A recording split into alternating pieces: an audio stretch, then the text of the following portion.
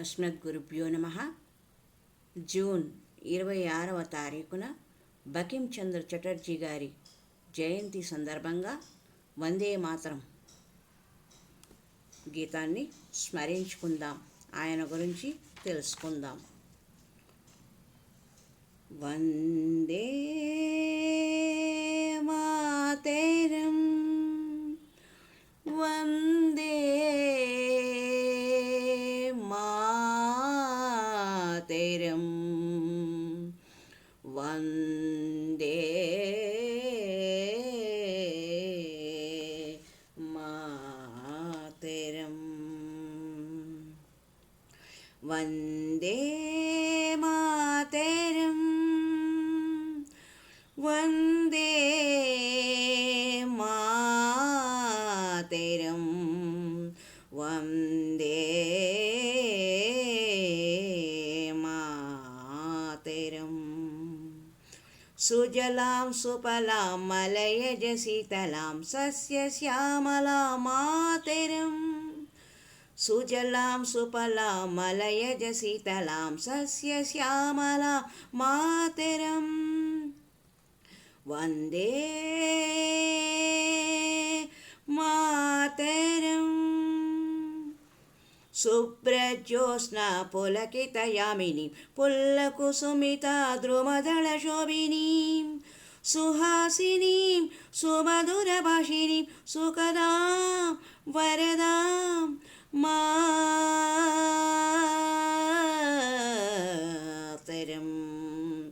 వందే మాతరం, వందే మాతరం, వందే మాతరం. కోటి కోటి భుజై ధ్రువ కరకరవాలే అబలా కేనే మాతేత్ బలే బహుబలధారిణీం నమామి తారిణి రిపుదళవారిణి మాతరం. కోటి కోటి భుజై ధ్రువ కరకరవాలే అబలా కేనే మాతే మాయేత్ బలే బహుబలధారిణీం నమామి తారిణి రిపుదళవారిణి మాతరం, వందే మాతరం, వందే మాతరం, వందే మాతరం. తుమి విద్యా తుమి ధర్మ తుమి హృది తుమి మర్మ త్వం హి ప్రాణా శరీరే.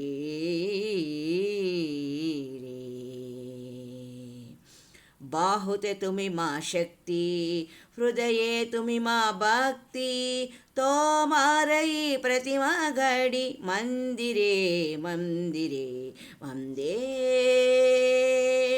మాతరం, వందే మాతరం, వందే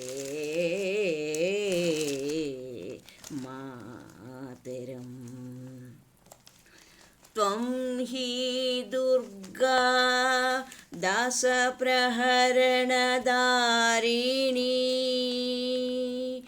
కమలా కమలదళవిహారిణి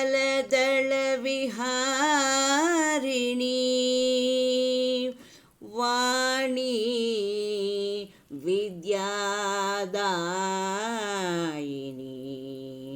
నమామి త్వాం. నమామి కమలాం అమలా అతులాం సుజలాం సుఫలాం మాతరం, వందే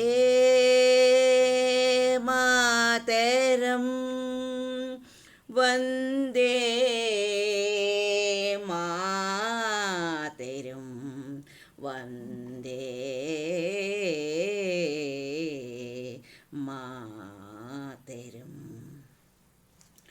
జై భోలో భారత్ మాతా కీ జై. ప్రముఖ జాతీయవాది, దేశభక్తుడు, మహారచయిత, కవి బకించంద్ర చటర్జీ భారతీయ సంస్కృతికి బహుకరించిన నిరుపమాన సంపద వందే మాతరం గీతం. భారతదేశ నైసర్గిక విశేషాలతో, విశిష్ట చారిత్రక అంశాలతో, సాంప్రదాయ సౌభాగ్యాలతో మిళితమైన ఈ వందే మాతర గీతాన్ని బకించంద్ర సంస్కృత వంగ భాషల మిశ్రమంగా రచించారు. మన దేశపు రాజకీయ సాంస్కృతిక ఉద్యమాలను వందే మాతరం గేయం ముఖ్యంగా మొదటి పాదము అమితంగా ఉత్తేజపరిచింది. ఆనాటి జాతీయవాదులకు అది సమరభేరి అయింది. భారతదేశ పునరుజ్జీవం కోసం తొలి నవల రచయితగా ఆయన నిర్వహించిన పాత్ర విశేషమైనది. దేశభక్తి గీతాలు, జాతీయ గీతాలు ప్రాథమికంగా జాతి ప్రజలను ఉత్సాహపరిచే గుణం కలిగి ఉంటాయి. దేశం పట్ల భక్తిని, ప్రేమను పెంపొందించే ప్రత్యేక లక్షణం ఆ గేయాల్లో కనిపిస్తుంది. వందే మాతరం బలముగా, విస్తృతంగా సంచలనం సృష్టించిన గీతం మరి ఒకటి లేదు. అసంఖ్యాక ప్రజా హృదయాలను విశేషంగా స్పందింపజేసిన నినాదం కూడా వందే మాతరం అన్నదే. బకించంద్ర చటర్జీ రచించిన ఆనందమఠం అనే నవలలో వందే మాతర గేయం మొదట కనిపిస్తుంది. వంగ దర్శనం అనే పత్రికలో ఆ నవల ధారావాహికంగా ప్రచురించబడి ఆ తర్వాత పుస్తక రూపంలో వచ్చింది. ఈ గేయం ఆనందమఠం కథాత్మతో తాదాత్మ్యం చెంది ఉంది. నవలలోని పాత్రలు భక్తిపూర్వకమైన తన్మయ భావంతో ఈ గేయాన్ని అలవోకగా ఆలపిస్తూ ఉంటారు. నవయుగ నిర్మాణానికి నాంది అనే సందేశం ఈ గేయంలో అంతర్లీనంగా కనిపిస్తుంది. ఈ నవల రాయటానికి కొంతకాలం ముందే 1875-76వ సంవత్సరంలో ఒక ఆవేశభరితమైన క్షణంలో బకించంద్ర వందే మాతరాన్ని రాశారని తెలుస్తుంది. నవల అందించే సందేశాన్ని ఈ గేయం సంగ్రహంగా అందిస్తుంది.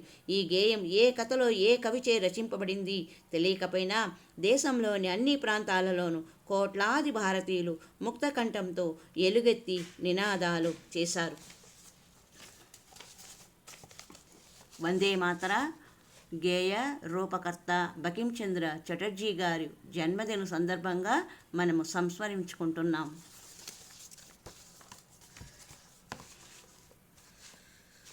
1882 సంచలనాత్మక రాజకీయ ఉద్యమాల నేపథ్యంలో బకించంద్ర ఆనందమఠం ప్రచురింపబడింది. భారతదేశం ఆ సమయంలో రాజకీయ ఉద్యమాలతో సంచలితమై ఉంది. ఐరోపియన్లు భారతీయ దేశీయుల మధ్య చూపుతున్న వివక్ష తొలగించి సమాన న్యాయం కలిగించాలని, ప్రభుత్వ పాలనా వ్యవహారాల్లో దేశీయులకు ఎక్కువ భాగం కల్పించాలని ఆందోళన ప్రారంభమైనది. భవిష్యత్ భారత రూపకల్పనలో ప్రముఖ పాత్ర వహించవలసిన భారత జాతీయ కాంగ్రెస్ 1885లో ఏర్పడి ప్రజల ఆశయాలను, ఆకాంక్షలను వ్యక్తీకరించే ప్రతినిధి అయింది. ప్రతి గొప్ప కళాత్మక రచన వలనే ఆనందమఠం కూడా విశ్వజనీయమైన సందేశాన్ని అందించింది. జాతి నిర్మాణ ఐక్యతకై స్థానిక తిరుగుబాటును వ్యక్తం చేస్తూనే మొత్తం ఆధునిక భారతదేశపు స్వాతంత్ర పోరాటాన్ని కూడా సూచించింది. 1770లో వంగదేశంలో ఏర్పడిన క్షామం, దాని పర్యవసానంగా జరిగిన సన్యాసుల విప్లవం ప్రాతిపదికలుగా ఆనందమఠం నవల ప్రారంభమైంది. ఆనాటి అరాచక పరిస్థితులను, తీవ్ర క్షామ ప్రభావాన్ని హృదయాన్ని కదిలించేలా రచించారు. రచనలో కనిపించే పాత్రలు ఆనాటి ఉద్యమాలను ప్రతిబింబించే చారిత్రక వాస్తవాలు కావు. ఊహాసృష్టి అయితే నాటి విప్లవ స్వరూపాన్ని మాత్రం పోల్చుకోలేని విధంగా విప్లవాత్మకంగా మార్చి చేసిన పాత్రలు ఆ కథలోనివి. తర్వాత జరిగిన బెంగాల్ విభజన అశాంతిని అణచటమనే దుష్టబుద్ధితో జరిగినా అది ఆందోళనను పునఃజాగరితం చేయటమనే వ్యతిరేక ఫలితాన్ని ఇచ్చింది. వంగ విభజన వ్యతిరేక ఉద్యమం విదేశీ వస్తు బహిష్కరణ ఉద్యమాలతో కలిసి అనతి కాలంలో మరింతగా బలపడి పూర్ణ స్వరాజ్య కాంక్షతో సాగిన ఉధృతమైన మహావిప్లవంగా రూపొందింది. ఈ నవలలోని చారిత్రక సత్యాల మాట అటు ఉంచితే జాతీయ లక్ష్యాన్ని ప్రజలకు పరోక్షంగా శక్తివంతంగా ఉద్బోధించిన రచనగా పేరు పొందింది. ఆనంద మఠానికి అంతకు ప్రాణమైన వందే మాతర గేయం ఒక వ్యక్తి నుండి మరొక వ్యక్తికి, ఒక గ్రామం నుండి మరొక గ్రామానికి, ఒక ప్రాంతం నుండి మరొక ప్రాంతానికి ప్రసరించి సమస్త భారతావనిని తన చైతన్య జ్వాలలో రగిలించింది. స్వాతంత్ర సిద్ధికి తమనే అర్పించుకున్న దేశభక్తులకిది యుద్ధగీతమైనది. అమరవీరులు జంకులేని స్థిర ధైర్యంతో మహిమాన్వితమైన వందే మాతరం పెదవులపై నిరందిస్తుండగా ఉరికంబాలకు ఎక్కారు. 1896లో జరిగిన అఖిల భారత కాంగ్రెస్ సమావేశంలో విశ్వకవి రవీంద్రనాథ్ ఠాగూర్ వందే మాతర గీతాన్ని తొలిసారి ఆలపించారు.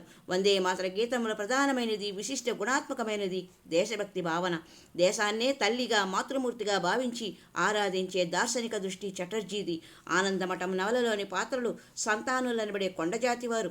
ఆ తల్లి సంతానం వారు ఇంకే ఏ బంధాన్ని లెక్క చేయలేరు. తల్లిగా గృహస్థ జీవితంలోని పవిత్రతకు ప్రాతినిధ్యం వహించింది ఆమె.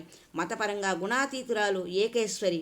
ఆమెను మించినది, ఆమె కంటే వేరైనది ఇంకేమీ లేదు. భగవంతుని పట్ల మనకు గల సమస్త భావనలకు మూర్తి రూపం ఆమె. తన బిడ్డల నుండి ఏకేశ్వరిగా తన పట్ల తిరుగులేని విధేయతను ఆశిస్తుంది. అందుకే సంతానులు సర్వబంధాలను, సర్వధర్మాలను త్యజించి ప్రపంచాన్ని జయించిన సన్యాసులై ఆ దేవిని శరణు వేడారు. కానీ వీరు అడవులలో తపస్సు చేసుకుంటూ తమను తరింప చేసుకునే సన్యాసులు కారు సంతానులు. జన్మభూమి సంతానం అధర్మాన్ని ఎదిరించడం వారి లక్ష్యం. తల్లి పిలుపు ఎంత పూర్ణమైనదో, సమగ్రమైనదో శక్తివంతంగా వర్ణించబడిన సన్యాసుల సాహసకృత్యాలు, యుద్ధాలు తెలియజేస్తాయి. విప్లవకారునికి సర్వవ్యాపకురాలిగా, అన్నింటినీ తనలోకి తీసుకునేదిగా, అన్య విషయాల అన్నింటి పట్ల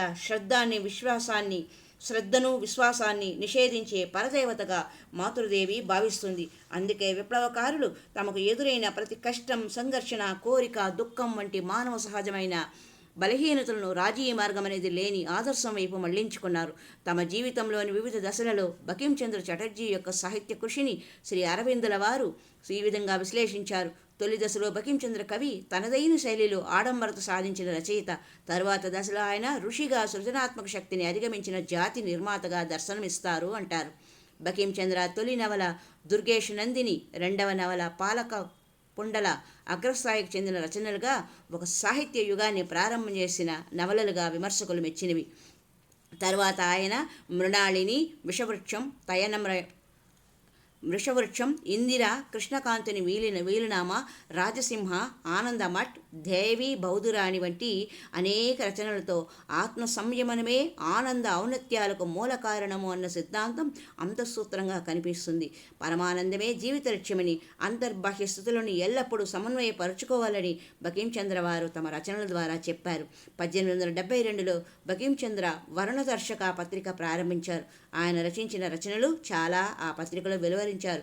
1872 తర్వాత ఆయన రచనలన్నీ పత్రికా రచనకు ఒక ఆదర్శాన్ని నిర్దేశించిన వంగదర్శక్, ప్రచార, నవజీవన్ అనే పత్రికల్లో ప్రచురింపబడ్డాయి.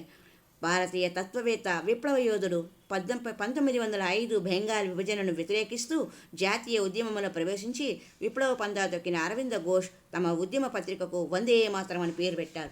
ఉజ్జీవింపజేసే ఉన్నత సందేశాన్ని జాతికి అందించవలసి ఉంది. ఈ సందేశానికి శాబ్దిక రూపం ఇచ్చేందుకు తగిన వ్యక్తిని భగవంతుడు ఎన్నుకున్నాడు. ఒక్క క్షణం మాత్రమే ప్రత్యక్షమయ్యే దివ్య సందేశాన్ని వ్యక్తపరచడానికి భగవంతుడు అతని కళ్ళనే ముందు తెరిపింపజేస్తాడు అంటారు అరవిందులు. బకించంద్ర వందే మాతర గీతాన్ని గుర్చి 1905లో గోపాలకృష్ణ గోఖలే అధ్యక్షతన వారణాసిలో భారత జాతీయ కాంగ్రెస్ సమావేశం జరిగింది. ఆ సదస్సుకు రవీంద్రనాథ్ ఠాగూర్ మేనకోడలు, ప్రఖ్యాత గాయని అయిన సరళాదేవి కూడా హాజరు కావడం జరిగినది. ఆమెను చూడగానే ప్రేక్షకుల నుండి వందే మాతర గీతం ఆలపించమని గోల మొదలైంది. నిషేధంలో ఉన్న గీతం పాడితే దానిని అదునుగా చేసుకొని పోలీసులు సభను చెడగొడతారని కార్యకర్తలు ఆందోళన చెందారు. జనం శాంతించకపోవడంతో గోఖలే 2-3 చరణాలు పాడమని సరళాదేవిని కోరారు. అయితే గీతం పూర్తిగా పాడే వరకు జనము ఊరుకోలేదు. పోలీసులు జోక్యం చేసుకునే ధైర్యం లేకపోయింది. ప్రభుత్వ విరోధ వైఖరి అలానే ఉన్నా ఆ వ్యతిరేకత ప్రజలను ఉత్తేజపరుస్తూ తన ప్రభావాన్ని చూపసాగింది. 1919 జలియన్వాలా బాగ్ ఉదంతం తర్వాత సహాయ నిరాకరణ ఉద్యమంలో సహా ముమ్మరంగా సాగిన ఉద్యమాలు అన్నింటినీ నడిపే మహత్తర శక్తిగా వందే మాతరం అగ్రభాగాన నిలిచింది. విభజించి పాలించే బ్రిటిష్ రాజకీయ తంత్రంలో భాగంగా మింటో మార్గే తెచ్చిన మార్పులు హిందూ ముస్లిం చీలిక తెచ్చాయి. దానితో వందే మాతరం గీతంపై దాడి కార్యక్రమమైంది.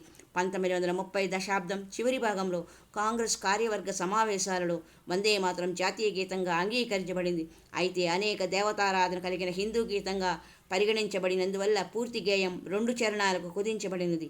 దేశ ప్రజల హృదయాలలో గాఢంగా నిలిచిపోయిన వందే మాతరం తొలగించడం దుస్సాధ్యమైనందువల్ల జనగణమనతో పాటు 2వ జాతీయ గీతంగా అంగీకరించబడింది.